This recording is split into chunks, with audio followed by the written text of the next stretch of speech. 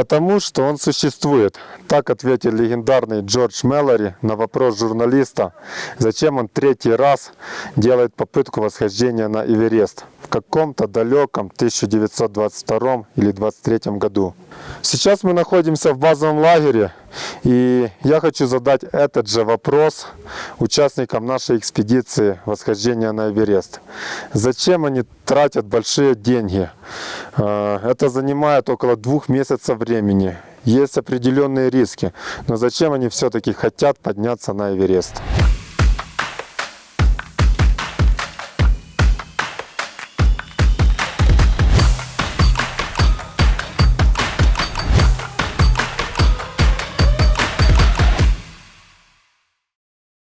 Я Наталья Владыкина, и для меня Эверест – это про мечту. Мечту из детства. Какой в моем детстве Эверест? Советский Союз, железный занавес. Могли попасть только профессиональные альпинисты. Мне горы нравились всегда, но заниматься профессиональным альпинизмом я не планировала. Поэтому мечта, она упала и спряталась за проблемами взрослой жизни.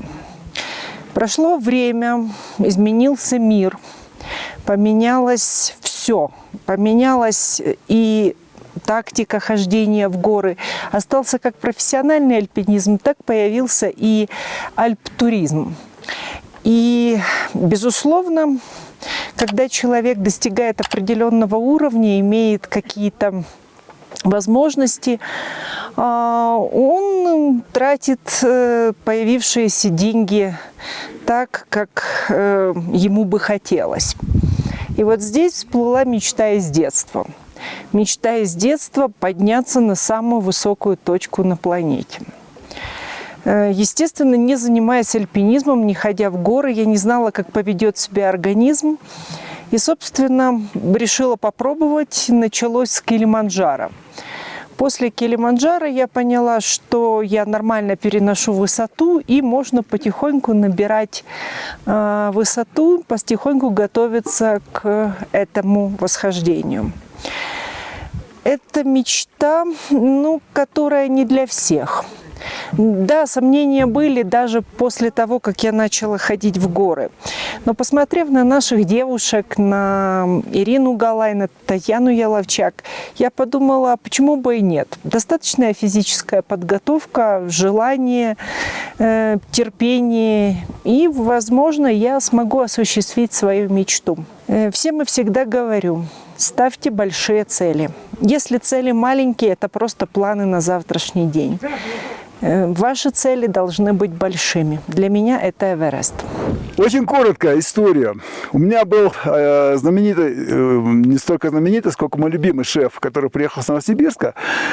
Мне было там лет 20 сколько-то. И он говорит: Виталий, я не понимаю, что ты делаешь в Душанбе. Видимо, я тогда подавал какие-то надежды. И тогда он сказал: я понимаю, почему ты ходишь в горы, тебе надо куда-то выплескивать энергию. Тебе надо чего-то достигать, а в Душанбе, такой город, при всем уважении и любви, где себя реализовать было на тот момент не очень просто. В итоге я стал ходить в горы. Когда человек ходит в горы, он всегда, наверное, хочет стремиться к чему-то. Мне в жизни повезло. Мне повезло в жизни с первыми инструкторами, мне повезло с фантазийными руководителями походов. Мне, опять же, я считаю, что повезло, что мне удалось подняться на 37-тысячника Таджикистана. И как-то так, волей или неволей, вся предыдущая такая, скажем, жизнь сводилась к тому, что надо достичь чего-то большего. И когда 3 года назад мой друг и коллега спросил, сколько человек из Таджикистана было на Эвересте, у меня как-то само собой сложилось желание побывать здесь и проверить свои силы. Но не только это. Я хотел бы дополнить, не только проверить свои силы, и, может быть, это не скромно звучит, но, тем не менее, по факту, если я поднимусь, это будет первый представитель Таджикистана на Эвересте. Я хочу сказать немножко глубже и серьезнее. Я хотел бы, если все получится, надеюсь, что получится, показать пример молодежи Таджикистана, что надо стремиться к чему-то самому серьезному, к самому высокому в жизни. горы как абстрактный пример, конкретно на абстрактный, что надо стремиться, что надо достигать, что есть для этого все возможности, что надо работать над собой, ну, вот в таком приблизительно ракурсе. То есть, все-таки главный посыл – это дать пример, что вне зависимости возраста, национальности, каких-то других условий человек должен стремиться к самому высокому, достигать, и для этого есть все предпосылки в наше время. Вот если коротко, то примерно вот так. Очень хочется подняться, и очень хочется поднять флаг Таджикистана, и я надеюсь, что у нас получится, у нас дружная команда. Я уверен, что у нас все получится. Я Никита Балабанов. В этой группе выступаю, как это сказать, лидером группы на Эвересте. Почему иду? Ну, в принципе, Эверест, как ни крути, самая высокая гора для любого альпиниста, любого восходителя. Да, классный опыт. Даже те, кто говорит, что на Эверест идти неинтересно, уверен, лукавят. Вот. В любом случае прикольно побывать.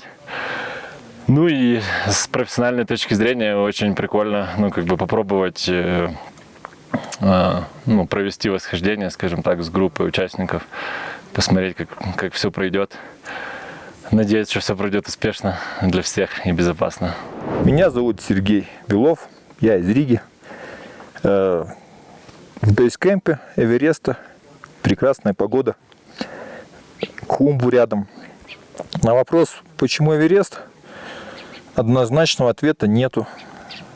Не так, как у некоторых тут есть мечта с детства, там себя туда-сюда. В первую очередь себя, наверное. Как там, гору не покоряют, покоряют себя, а гору восходят. Но, наверное, вот это основная причина. Смогу или не смогу? Пока нифига не смог, без вариантов. Очень все плохо. Но надеюсь, все получится. Осталось только погодное окно. Всем привет. Я Сергей Денисенко из Узбекистана, город Ташкент. Иду на Эверест по нескольким причинам. Ну, причин, конечно, много, но потихоньку постараюсь вкратце объяснить каждую. Любовь к горам ко мне привил мой отец. Он в молодости занимался альпинизмом, выступал за сборную «Спартак» Советского Союза, ходил по многим вершинам нашего как бы большого края Советского, еще раз Союза, повторюсь. У меня была мечта, то есть он рассказывал про горы, про свои восхождения, как это все было. И мне, конечно, тоже хотелось попробовать себя. Начинал я с наших узбекских гор. И постепенно, конечно, хотелось что-то попробовать и открыть для себя какие-то высоты более выше, потому что в Узбекистане самая высокая высота — это 4600, и то она находится на границе с Таджикистаном, и на нее, конечно, очень сложно пройти. И постепенно, конечно, хотелось более высоких гор, и я начал как бы задумываться о, конечно, самой великой горе, самой высокой горе — это Эверест. Я думаю, каждый любитель гор об этой горе по-особому думает и как бы мечтает в любом случае. Я начал как бы постепенно свое восхождение, то есть у меня было восхождение на гору Мера-Пик, это 6461 метр. В принципе, получилось зайти, чувствовал себя хорошо, нормально.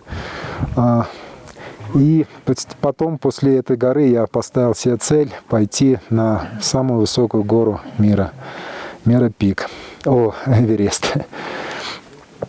Что касается второй причины, у нас в Узбекистане очень мало развит альпинизм в целом, то есть, и поэтому своим примером я надеюсь тоже как-то внести вклад в развитие узбекского альпинизма, чтобы люди поняли, что в принципе главная мечта и желание А остальное все можно как-то найти и получить. Деньги, возможность, организация и так далее. Третья причина – это, в принципе, с южной стороны Эвереста, с Узбекистана, не было ни одной попытки восхождения. Поэтому, в принципе, это будет одна из тоже главных целей и причин восхождения на Эверест. Ну и, конечно, основная причина, которую я считаю, это, конечно, прежде всего доказать себе то, что ты можешь ставить такие крупные задачи и цели и постараться их воплотить. Это очень сильная мечта для меня и для моей семьи. Я думаю, если все получится, это будет огромный вклад как бы не только в меня, но в историю моей семьи. И самое, конечно, главное, тоже меня. Ну, в принципе, как-то в целом я постарался объяснить. Может быть, неправильно все, но в целом я рассказал свою историю, для чего и как я иду на Эверест. Меня зовут Юрий Солодухин. Вот собрался попробовать сходить на Эверест. Причину описать довольно-таки сложно, потому что причин много. Ну, первое, наверное, как и у многих, попробовать что-то новое, потому что гора сложная, гора серьезная. И это, конечно же, серьезное испытание и психологически, и физически, и морально. Хочется попробовать, хочется добиться, конечно, положительного результата. Вот. А вообще это отпуск. У каждого отпуск проходит по-своему. Когда спрашивают, как ты, говорит, провел, как ты отдохнул, и, говорит, хочется ответить, что, говорит, мы, говорит, очередной раз, говорит, чуть не сдохли. Собралась старая, добрая, хорошая компания друзей, товарищей. Вот. Давно было в планах, много где был на других вершинах. Эта вершина такая знаковая, самая высокая точка в мире на Земле. И, конечно же, хочется добиться положительного результата и все-таки подняться. Я Тарас Поздний, и на вершине Эвереста я был в 2018 году. Но сейчас, во время этой экспедиции, тоже хочу рассказать, каковы были мои причины восхождения на высшую вершину мира. Эверест никогда не был для меня мечтой детства. Вот знаете, как говорят, что кто-то хочет с детства подняться на Эверест, кто-то хочет стать космонавтом. У меня такого не было. Про Эверест я даже не мечтал, и мне кажется, по одной простой причине, потому что Эверест мне казался чем-то совершенно нереальным и запредельным. Ну, как полет в космос, примерно так. Это очень тяжело и очень дорого. Таких денег в нашей семье рядом не было, и поэтому я даже в самых-самых смелых своих каких-то мечтах не мог подумать об Эвересте. Но шли годы, я начал набирать высоту постепенно, у меня закрались мысли о первых 8000. В итоге я сходил на Манаслу осенью, 26 сентября 2017 года я был на вершине. И вот после восхождения на Манаслу я понял такую вещь, что 8000-ники это в принципе такие же горы, просто больше, требуют больше физических сил, гораздо больше моральных сил, стоят дороже, требуют больше времени. Но на 8000-ки ходить можно. И вот после Манаслу у меня стал вопрос, какая же будет следующая вершина. Но на самом деле этого вопроса даже особо не стояло. Это должен был быть Эверест. И на то было две основных причины, почему я выбрал Эверест. Первая, это интересно было испытать себя на самой высокой вершине мира, потому что одно дело низкий восьмитысячник, это все-таки 8000 метров, а Эверест это уже почти 9. И разница огромная. Вот первое, это хотелось себя испытать, потому что всегда интересно ставить себе цели, которые на голову выше твоих возможностей на тот момент. Вторая же причина была намного более прозаичная, так как у меня свой клуб туристов «Кулуар», мы занимаемся организацией походов, восхождений во всем мире. И когда ты поднимаешься на Эверест, после Манаслу там было пару новостных сюжетов, но Манаслу мало кто знает, Макалу мало кто знает, другие 8000-ки мало кто знает. А Эверест знают все, это самая высокая вершина мира, она у всех на слуху, особенно после фильма «Эверест», который рассказывает о трагедии 96 года. В общем, вторая причина была прозаичная. Если я поднимаюсь на Эверест, мелькает логотип Кулуара всюду, про нас снимают новостные сюжеты, мы пишем новости, и таким образом увеличивается узнаваемость моего бренда Кулуара. Больше людей узнают, больше людей ходят с нами в горы, у меня появляется больше возможностей ходить на другие восьмитысячники. Вот, то есть такая вот синергия. С одной стороны, я для себя поднимаюсь на 8000, а потом обо всем этом рассказываю в соцсетях, где-то в новостях. С другой стороны, больше людей узнает, больше людей ходит с нами в горы, и у меня появляется опять же больше возможностей ходить на 8000. Вот так вот. А после Эвереста тоже жизнь не кончается. Во-первых, сразу скажу, главный свой такой инсайт, который я понял после восхождения, это то, что все возможно, стоит не только этого хотеть, а стоит к этому идти, стремиться. И после Эвереста я себе поставил цель подняться на все 14 восьмитысячников. Пока у меня в активе всего 3, это Эверест, Манаслу, Чоойо. На Макалу я не дошел 200 метров до вершины.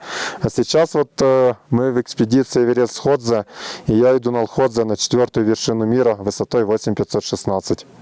Так что следите, подписывайтесь на канал, не забывайте оставлять свои комментарии. Даже если я на них не отвечаю, я большинство читаю, потому что не всегда есть интернет и возможность ответить. И делитесь этим каналом с друзьями, это тоже будет мне своеобразная поддержка. Спасибо.